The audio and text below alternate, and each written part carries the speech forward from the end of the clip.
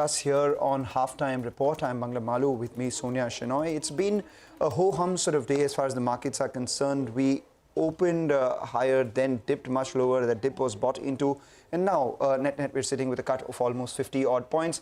For the bulls, they'd be happy the dips are being bought, but the bears will be happy with the fact that maybe higher levels we are seeing some bit of congestion. So that's the way the frontline index is. The Nifty bank has been the star so far, with a strong recovery, and for the third day running, it's managed to hold above levels of 39,000. Absolutely. I mean, it's a nothing sort of day, right, as you pointed out. But I think the bulls would like the fact that A, we did recover about 66 points from the lows of trade, and B, we're holding on to the 200-day moving average of 16,980. So that's a firm line in the sand on the markets. But there are plenty of stocks to talk about, so without wasting any time, let's go straight to it. Electronics manufacturing major PG Electroplast is in focus.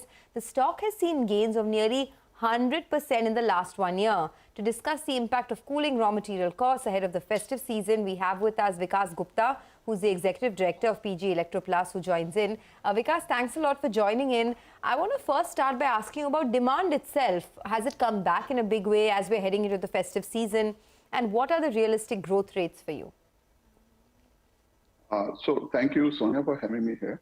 The demand outlook is quite bullish as far as we can see that we have a very strong order book, and the visibility that we have from our clients is very strong, and we are confident that we will be able to achieve a considerable growth in coming quarters. Can you tell us what exactly are the growth rates that you're looking at? I mean, when you say considerable growth, what kind of growth rates? Sonia, we have already shared a guidance that we are targeting a sales revenue of around 1,800 crores for FY23, and we are in line with that, and I don't see any challenges to achieving that target. Right, we take that point, and thanks a lot for joining in. I remember you telling us when you joined us that, we asked you about why there are no institutional investors entering the company. You said that we will see some action, and that's what happened in yesterday's trading session as well, where there was a large trade, and we had a portfolio management service company, Avesta, going ahead and buying some stake in PG Electroplast. So that's good on you. Just wanted to understand if there are any other large domestic mutual funds looking at your business as well, because now that all the SEBI issues, etc., are behind the company. Yeah, so Mr. Maru, so as I told you last time also, we are always in active discussion with a lot of investors. Please understand, in last 6-8 months, there has been a lot of active interest from various fund houses, and they are exploring the various options of investing in our company. We are in discussions with them, and I think in due course of time, we'll be sharing the details. But what I can say, definitely there is a good amount of interest from various investors, mutual funds, foreign institutional investors. So we will keep on sharing those details within due course of time. Any financial investors that you're speaking to at the moment? Would you be looking to sell further stake at any point in time? Anything on the drawing board right now? No, Sonia. So as of now, we don't have anything of that kind on our drawing board. But please understand, we have already taken an enabling resolution, enabling approval from our shareholders to raise 500 crores. So we will keep on evaluating the opportunities as and when they come, and we will keep you posted on that. All right. But as of now, we don't have any active discussions on that. Right. Your room AC order book was close to around 800 to 1,000 crores. Washing machine around 300 to 350 odd crores. Has there been any update on that? What sort of growth can we expect from both these verticals in the years to come? So please understand, we are trying to maintain a CAGR level of around 25 to 30% for the coming 3-4 years. As I told you in our last interaction also, we are as an applicant to PLI scheme, where we are committed achieving a cumulative incremental sales of 1,500 crores in AC PLI. When we talk about the 1,500 crore sales, that is basically a component sale. So when we translate into a product sale, it will definitely almost double of that. So it should be translated into sales of around 3,000 crores for AC alone. So when we put together all the product categories, so definitely our numbers will look quite significant in coming 4 to 5 years. So that way the washing machine, televisions, and other product categories will also chip in. So we are targeting up significant numbers in coming 4 to 5 years. Okay. You said you'll hold on to the 1,800 crore revenue target for the full year and a compounded growth of 35 to 40%. What about the margin guidance? What are you guiding for, and do you think it could get better since raw material costs have cooled off? So we are maintaining a guidance for around 7% in case of EBITDA that we are saying. As the raw material prices are cooled down, so definitely the benefit of that has to be passed on to our clients as well. We cannot hold on to that completely with us. So to remain competitive, we have to pass on that benefit to our clients as well. What about, apart from washing machine and air conditioners, you said that you were looking to expand your business into ceiling fans, sanitary ware, etc. as well. Is there an update on that? So the sanitary ware is also looking very upbeat. We are targeting growth of more than 50-70% in the current FY23 as well on our sanitary ware business. In ceiling fans also, we are working with various marquee clients, Indian brands. And we are bullish on the numbers for that product category also. So together, these two contribute how much to your sales right now? I mean, just wanted to understand. So sanitary ware should contribute almost around 100 crores. And then the ceiling fan should contribute almost around 50 to 80 crores of the revenue. So, but these numbers are growing. Right. Okay. Just one follow-up. You said that it would be hard to sort of grow your margins further, considering you have to pass on the raw material costs to your clients. So this 7% existing margins that you have, is it fair to assume that this would be the trajectory for the rest of the year, or at some point in time you could even get to double digit? So we are targeting definitely we aspire to have a double digit EBITDA margin. But please understand the market conditions are really dynamic and competitive. So we keep on evaluating. And the client acquisition is also one thing that we have to keep working on that. So that is something, a dynamic thing. So as of now, we are maintaining a guidance of around 7% of EBITDA margins. All right, and final question then, product business, which comprises about 60% of your sales. You said that this will increase in contribution going forward. What would it be and by when? So we are targeting, as I told you, in the current FY23, we are targeting the revenue of around 11 crores coming from product business. And going forward, the product business will grow at a CAGR of around 35-40%. So increasingly, the share of product business will be increasing in our overall revenue. And I think it should reach a level around 75 to 80% in next 2 years. So products business grows at 35 to 40% and overall revenue is 25 to 30%. So that grows faster. Yes. So yeah. Take that point. Yeah, thank you so much for joining in, Mr. Gupta, and giving us those updates. The stock doing well in today's trading session, was buzzing around yesterday as well on account of a large trade. The management promises that going forward, they'll be getting a lot more institutional investors into the company. So this is something that we will keep on our radar. But individual stocks together come by to make the earnings for the entire index. And as we are sitting at the throes of the second quarter earnings season, we have Shibani Sarkar Kurian joining us after this short break. Welcome back. Well, for the market, it's very choppy. You'd have to say it's a nothing sort of a day. Only thing is we're holding on to key levels on the downside and the dips are getting bought. Shibani Sarkar Kurian, the head equity research at Kotak Mahindra AMC, joins us now on the show to talk about all that's transpired so far, the IT earnings, the TCS earnings, that is, the Infosys buyback. And of course, she's released a report on what to expect from the earnings season this time around. So we'll go through that as well. Shibani, good afternoon and thanks for joining in. First, a word on how to approach TCS and the IT space in general. You know, the management commentary was good in parts and cautious in parts. I think the street is latching onto the fact that we are heading into a recession, so companies like TCS could get hit. What do you do at a time like this? Yeah, hi, good afternoon. So without getting into specific in terms of companies, but what we are looking at for this quarter and going ahead for the IT sector. So if you look at this quarter, clearly the revenue momentum should continue given the fact that the second quarter is seasonally a strong quarter.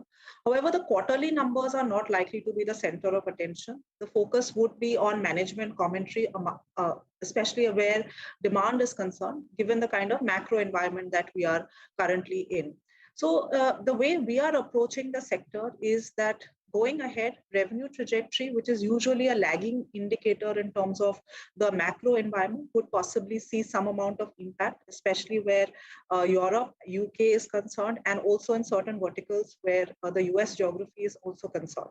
Where margins go, typically these companies have seen significant amount of margin headwinds. Margin impact should start to abate from here on. However, improvement in margins will be possibly slower than what was anticipated earlier. And finally, in terms of valuations for the sector, now if you look at globally what's happening in IT, valuations for NASDAQ and S&P, for instance, have merged, while Indian IT companies still continue to trade at higher levels, especially with respect to their average multiples. Therefore, in this current environment of macro uncertainty, we do see some moderation in terms of revenue trajectory. However, this quarter, we will possibly see fairly healthy outcomes on revenue. The key number to watch out from our side will be the hiring number, which will possibly give a sign in terms of the deal win momentum and also the kind of deal wins that most of these companies are now talking about. Right. Take that point, Shivani. Let's talk about the financial space because most on the street are anticipating that nearly 2/3 of the incremental earnings this year, at least, will come from the financials as we, struggle with some declines in earnings from the metals and oil and gas space as we saw last year.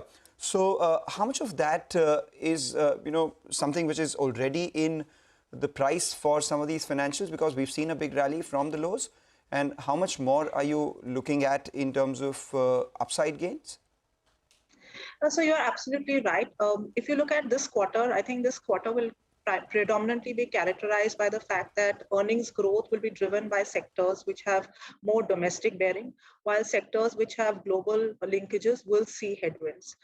One of the key sectors which will contribute to earnings this quarter and also possibly for the year as a whole will be financials. We do expect that the earnings trajectory for financials to remain strong, and therefore it is possible that consensus numbers get upgraded to some extent. If you look at what's happening in the banking space, two key factors. One, credit growth has been extremely strong and it has been broad-based. And secondly, in a rising interest rate scenario, we've seen banks pass on lending rate hikes, while deposit rate hikes have been more measured. And therefore, as credit deposit ratios improve, we will possibly see margins expanding, at least in the near term. And finally, asset quality pressures continue to remain fairly subdued. So in this sort of a scenario, earnings growth trajectory for banks overall continue to remain strong. We believe that valuations per se are fairly attractive given the fact that ROEs will expand over this year as well as next year. And therefore, this is a segment where we continue to remain positive. Okay. I wanted your thoughts on autos, because the common narrative is that demand is picking up and supply constraints are easing. So autos are getting into this, bull cycle after many years of a bear market. But is that a very simplistic argument, Shibani? Because the companies have their own issues, right? Tata Motors, for example, has been the biggest underperformer this year due to the issues with respect to JLR's demand in China. Maruti is struggling to get into the SUV space. Bajaj Auto has problems in exports. So how does one really wade through all of these company-specific issues? Which are the right spaces to be in? So absolutely. Again, in auto as a sector as a whole, we would possibly look at companies which are deriving demand from the domestic segments. Where companies have global linkages, you will possibly see volatility coming through. Now, as you rightly pointed out, this is a sector which after a fairly long period of time is now seeing signs of pickup in terms of growth. We've started seeing that happening on the passenger vehicle segment, and incrementally the expectation is that even in the two-wheeler segment, you will start seeing volume improvement. At the margin, chip availability seems to be also improving, and that is also leading to production ramp up. Especially in the passenger vehicle segment, we've seen that inventory levels have, as it has been very low in the system and in the channel, and therefore before the festive season, you've started seeing some amount of the channel filling. Coming to margins, margins for the sector should also see some amount of improvement, primarily because of input cost pressures starting to abate. Some companies have taken price hikes, and that should also aid in terms of margins. In terms of positioning, where we believe at this point in time, the favorable segment is possibly the passenger vehicle segment. While on the two-wheeler segment, we would watch out for commentary, especially where the rural economy is concerned. Incrementally, the signs are that the rural demand is possibly bottoming out, and you will possibly see some amount of improvement on the rural side. And of course, festive demand trends have been extremely buoyant. And therefore, this has also been a segment apart from banks, where across our portfolios, we've had a fairly strong positioning, especially on the passenger vehicle segment. Right, Shivani, most on the street believe that, and the numbers do tell us that we're trading at higher levels as compared to long-term averages for our market itself. Would you have any data on, if there are 3 or 4 swing stocks that you would be looking at in terms of earnings that may actually impact the overall prognosis for earnings going forward, at least in this year, in the second quarter? Any 3 or 4 big swing stocks that we're looking at on the Nifty? So without again taking or naming stocks, the way we are looking at earnings, as we were discussing, sectors which have domestic linkages and linkages to the domestic economy should fare fairly well for the year as a whole. So therefore, segments, as we were discussing, banks and autos, and to some extent even industrials. Where the drag will possibly come in terms of earnings and earnings expectations, both for FY23 and 24, will possibly be metals, oil and gas, where again there are global linkages. I think what we need to really watch out for is the kind of consensus revisions to earnings estimates for FY23 and 24 that we see post the earnings season. Now, remember when the last quarter, the first quarter of FY23, post that we did not see significant downgrades to earnings. So earnings cuts in terms of consensus estimates was about maybe 3 to 4%. Post this quarter, we will have to wait and watch in terms of how earnings trajectory plays out for FY23 particularly.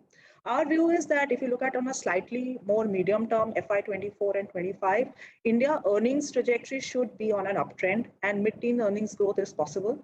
Though near term, you could see some amount of downgrades to earnings. What we really need to watch out for is the margin trajectory. So clearly in this quarter, you will still see some impact on margins because of input costs.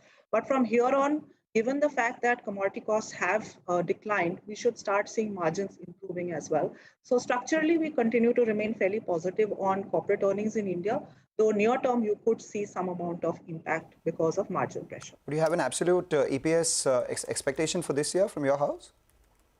So, the way we are looking at it is, for FY23, we will possibly see low double-digit kind of earnings growth, while FY24 mid-teens earnings growth is possible for Nifty as a basket. Okay, we'll take mid-teens earnings growth, especially because of all the challenges, right, that the market and global markets have gone through. Anything teens is great, right? Okay, well, let's do one thing. Let's thank Shivani for joining in. Shivani, appreciate your thoughts. Let's slip into a quick break. But here's some great news for investors. You can now track the US market action real time on moneycontrol.com.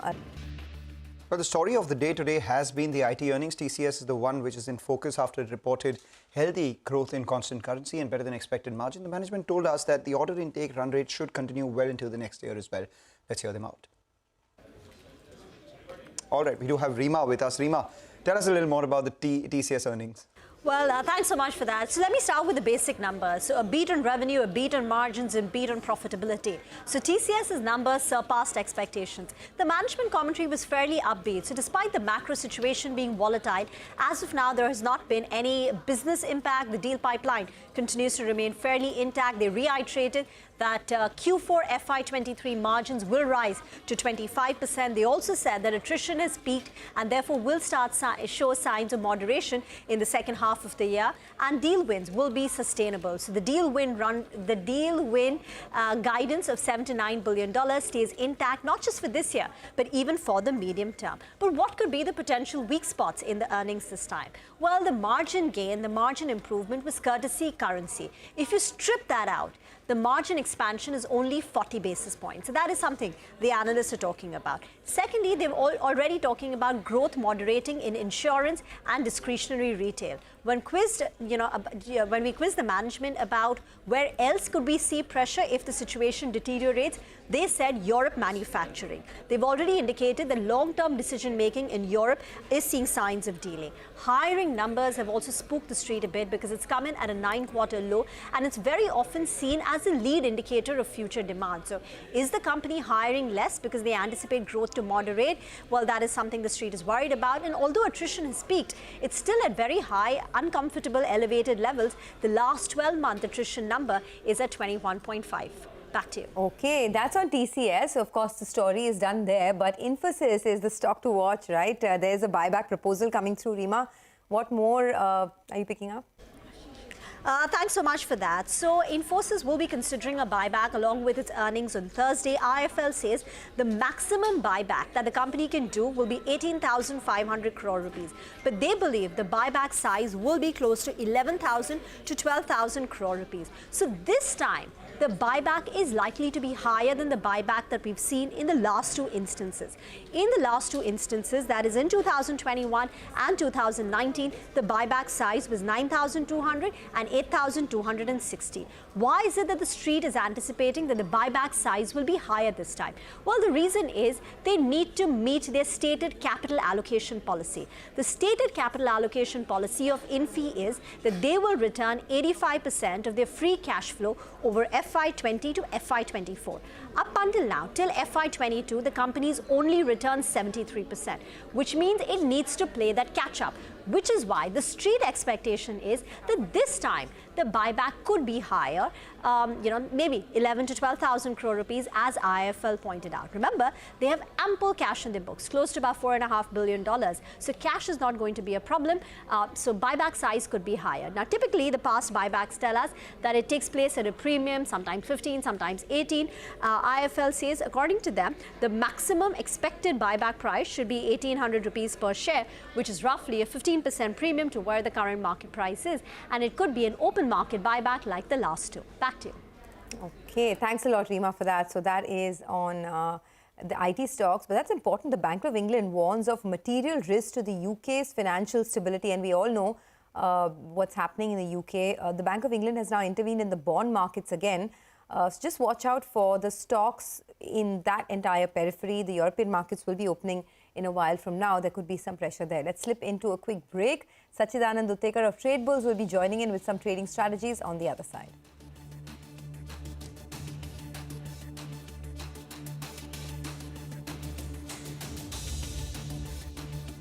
Welcome back. You're watching us here on Halftime Report, and as always, this is the time where we talk about what's taking place in the F&O space as well. And because we're a little range bound in today's trading session, I was just looking at a couple of options. The first one I was looking at is the 17,200 put.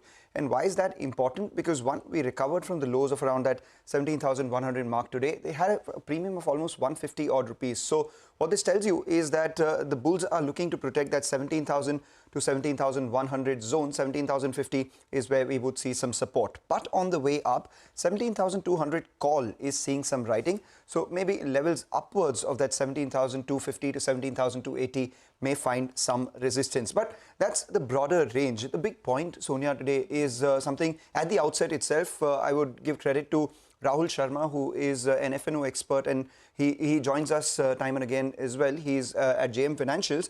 He had said that the net long exposure of clients or the retail investors is 1.56 lakh shares in terms of open interest, and that compares with the FII short. So FIIs are actually short, net short 1.1 lakh contracts on the index. So we are talking about FIIs being, 82% short on the index futures. Who is long? It's the retail investors who are long. And that's telling you that the retail investors' long positions are the highest ever.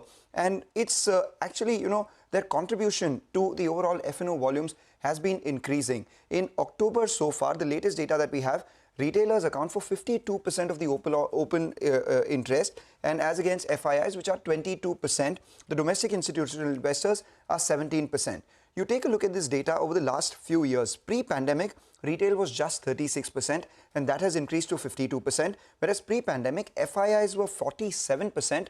That has come down to 22%. And in all of this, the overall open interest has increased. So what does this mean? That the increase in open interest is purely on account of retail investors, and that ties in with the data that we've been talking about earlier as well. The number of demat accounts that have opened, the active options volumes on the index, which have increased over the last few quarters, etc. as well. So the short point on this is we do talk about the FII short positions regularly, but it is the retailers who have long positions right now, right in step, in fact, more than the FII short positions and in higher quantities as well. So if the market was to bounce back from here, as it has every time the retailers have been net long on the index, then the biggest beneficiaries of that would be the retail investors. Okay, well, that's interesting. Let's find out. Sachidanand Uttekar of Trade Bulls is joining in to give us a quick view on that. Sachidanand, your thoughts on how the market is positioned? It's ambling between this range, of 16,980 to 17,200, holding on to the 200-day moving average. Do you think there's a breakout coming either way? Good afternoon, Sonia. Good afternoon, Mangalam. I think Nifty is quietly drifting towards that 17,000 support. I think even last week we discussed two particular levels. On the higher side, I think 17,330 was a very clear resistance where its 5-day exponential moving average was placed. Now, this particular average has drifted lower, which is now placed somewhere close to 17,280. So until unless we don't see it breaking out above that level and sustaining there, we may not see a surge immediately. On the lower side, I think 17,000 support, the build-up looks strong, but the oscillation which we have been witnessing since last two trading sessions, I think that oscillation may continue. Even if you look at today's trading session, the data is supporting the fact that there are shorts which are there, and probably we may see it drifting towards 17,110, 17,050 kind of a zone. So even right now, I think it's better to continue with your short positions when it comes to index, especially if you look at Nifty. The stop loss should be placed at 17,230 on the closing basis, and on the lower side, your position should be reviewed once we are closer to that 17,050 mark. When we look at Bank Nifty, again, there has been a good amount of gyration, but surprisingly, it is still holding within this particular band of 5 and 20 exponential moving averages, which is a very good sign as of now. So I think Bank Nifty should be avoided. I think a definite close outside this particular range of 39,110 and 39,330 on the higher side could give us some directional momentum play. But as of now, I think it's better to avoid Bank Nifty and create some short positions in Nifty. All right, take that point. Thanks a lot, Sachi, for joining in. Meanwhile, we do have numbers from GM Breweries at the bottom of your screen. The margins have compressed a tad bit from year-ago levels, but that's understandable given the sort of rises that we've seen in input prices. Net profit grew by about 4%. The stock just about meandering near the flat line. We take a short break, come back, talk about some of the buzzing stocks in today's trading session.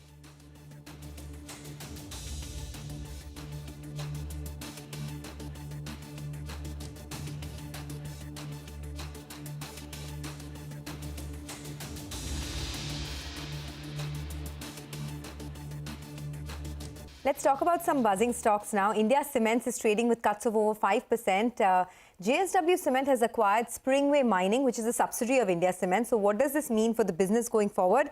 Nigel is joining in. Nigel, over to you. Well, JSW Cement has gone ahead and bought India Cement's subsidiary, that's Springway Mining Private Limited. The key asset in this particular subsidiary is a limestone mine that they have in Madhya Pradesh. The total quantum that they mentioned is around 477 crore rupees. Motilal Oswal in their note, they mentioned that they've had a conversation with the management and they expect another 127 crore rupees, which effectively was the money that was given by India Cements to this particular subsidiary, including interest. So the total deal value, they say, is around 604 crore rupees. The impact of this is they could effectively reduce that by close to 20% because the last reported debt number was around 3,100 crores. The promoter intent as well will be read. Possibly, And what the street will wait for is any kind of clarity whether or not they want to sell any of their other assets. Maybe the Rajasthan asset that they have, which is around 1.5 million tons. Well, it's a step in the right direction, but brokerages, they're not very enthused. Motilal says they reiterate their sell rating, though they've increased the target price to around 180 rupees. Valuations is one factor that they cite. It's trading at close to around 15 times EV upon EBITDA, and also $82 on an EV per ton basis. They're saying there's no big capacity addition that they're talking about on the net debt to EBITDA basis as well. Things look elevated. Moving to Novoma, they say the move is certainly welcome, but more needs to be done on the deleveraging front. And if there are higher sales of non-core assets, then they'll be impressed. They maintain reduced with the target price at around 112 rupees from around 103 rupees earlier. All right, Nigel, thanks a lot for that. Automotive Axles is the other stock which is surging in today's trading session after Cummins Inc. has made an open offer to acquire 26% stake in the company. Sonia. Absolutely. So, there's an open offer by Cummins to acquire about 39 lakh shares of Automotive Axles. This represents 26% of the share capital. Now, the open offer price, though, is much lower than the current market price. The open offer price stands at 1,504 rupees. But this is a mandatory open offer that Cummins has to make because it currently owns about 35.5% of Automotive Axles. And hence this mandatory open offer. The interesting part is BF Investments is the other promoter of Automotive Axles.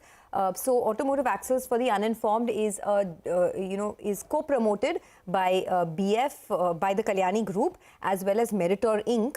And now it will be co-promoted by the Kalyani Group and Cummins. BF Investments stake is worth 1,137 crores currently. So the big question is, will BF Investment participate in the open offer? Likely not, because the open offer price is well below the current market price. But a little about Automotive Axles. The stock has had a very strong run. In fact, in the last, since Jan of 21, the stock is up about 101%. It's a 41-year-old company that manufactures axles, brakes, suspension systems for trucks and buses in the commercial vehicle industry. And the earnings have improved quite a bit in the last many quarters. So in Q1 itself, the revenue growth was about 96% compared to same time last year. The profit growth was quite strong, 30 crores of profits versus just 5.5 crores same time last year. And a better sense of the earnings up move will come through in the bar chart that comes up for you on the screen.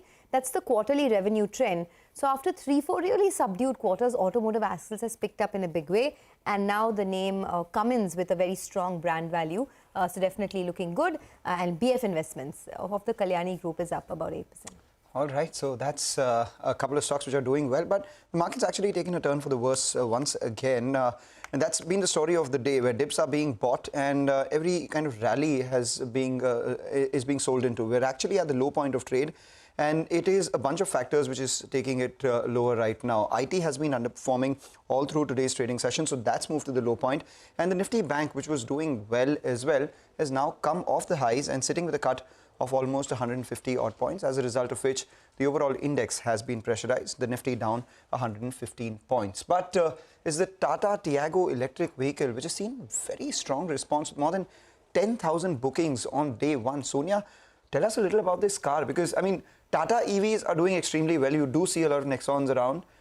Tiago, what's new with this? This is the hatchback, right? The first electric vehicle hatchback from Tata Motors stable.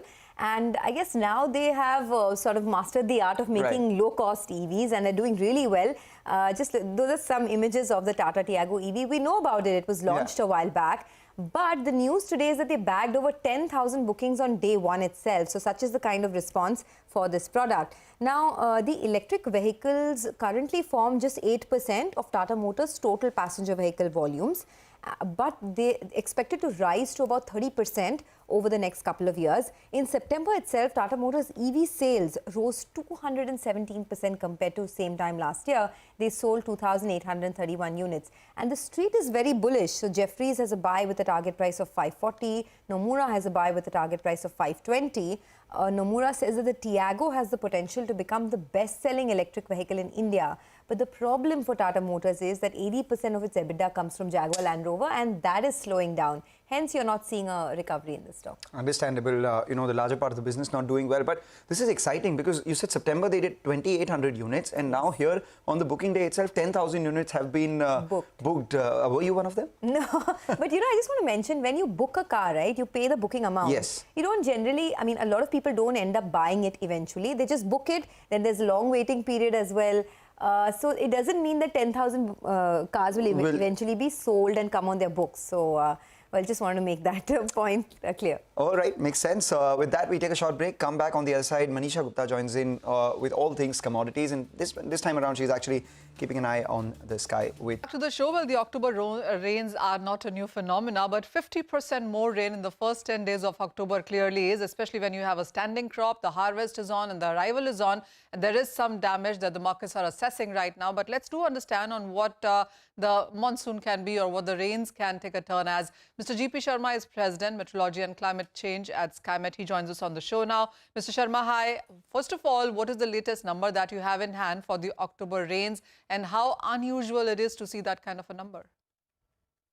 Manisha, month of October possibly is one of the rainiest. And by the time it finishes, we may have a new record as such. The number has increased in the last 4 days exponentially. Till yesterday, it was just about little over 50%. Today, when you take, figure has gone to 67%, huge, 67%. And that's not the end of it. We keep on adding this figure day by day. Though only relief is possibly Northwest India will see better weather conditions. The monsoon bursts, I will say, have been flogging for a fairly long time, including the parts where officially the monsoon was withdrawn. In any case, other parts it continues. But now, at least from North India also, North India adjoining northwestern parts, another 2 days of activity.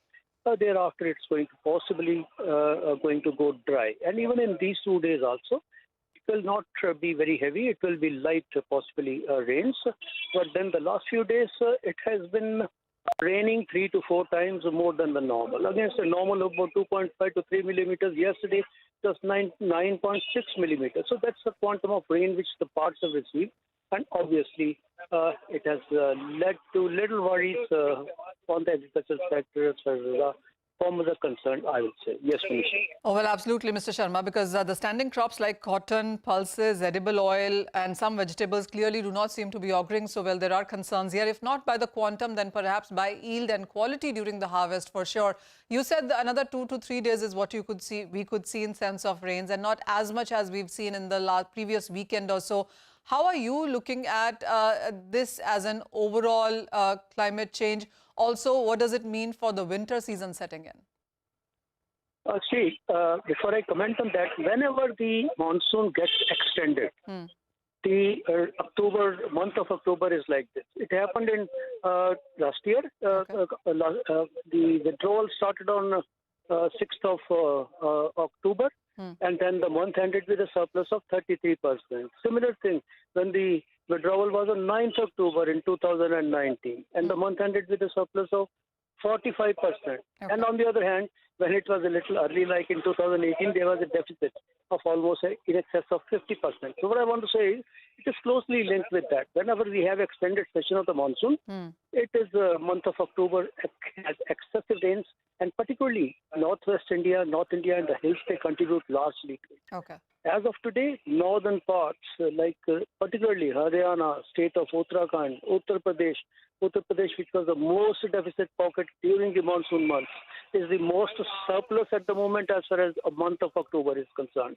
And obviously, I will attribute this to a visibly changing pattern. The monsoon itself is, though it's a fourth consecutive year when we have a good monsoon above normal or normal, 3 years above normal and 1 year only normal. So all this is not very, very usual, though not unprecedented, but it's a little unusual thing. And then that's how these rains also, I will definitely call them as a little unseasonal as far as Northwest India is concerned. It is in the bigger picture when we take, obviously it's a part of this much talked about the climate change of the global warming which is there. This is what is going to happen. And obviously the rains are going to continue.